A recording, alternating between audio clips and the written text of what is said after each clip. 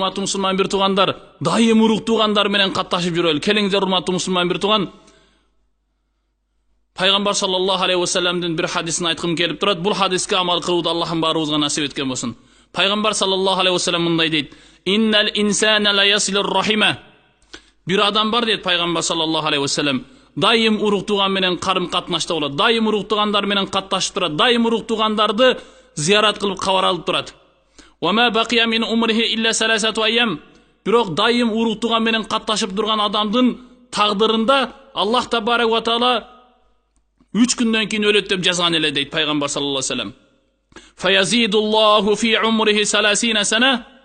Ошол урук тууган менен карым катнашта кылган амалы Аллах табарак ва таалага жаккан үчүн 3 күндөн кийин өлөт деген адамды Аллах 30 жылга өмүрүн узартып коет дейт урматтуу мусулман бир тууган.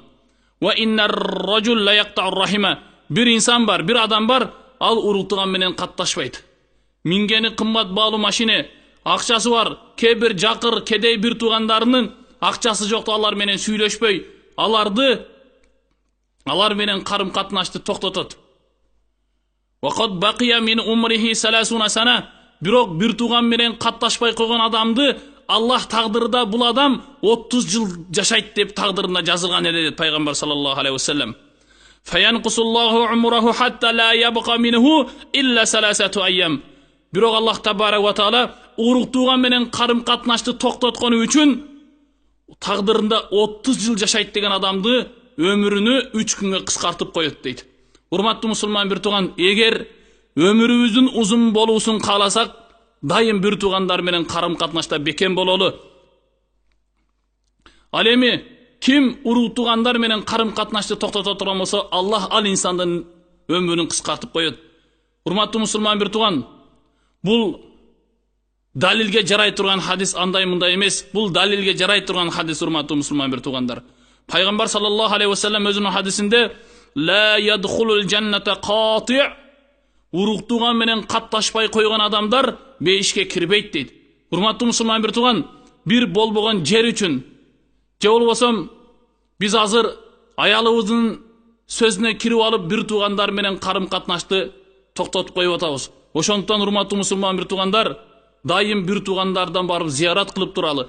Колубуздан келсе бир туугандарга жардам берели. Эгер бир туугандарга жардам берип, дайым урук тууган менен карым катнашта боло турган болсок, иншалла биздин өмүрүбүздү Аллах табарак ва таала узак кылып коет урматтуу мусулман бир тууган. Эгер биз өмүрүбүздүн узун болушун кааласак, бир туугандар менен карым катнашты токтотпойлу. Эгер биз бир туугандар менен карым катнашты токтото турган болсок, Аллах биздин өмүрүбүздү кыскартып коет урматтуу мусулман бир туугандар.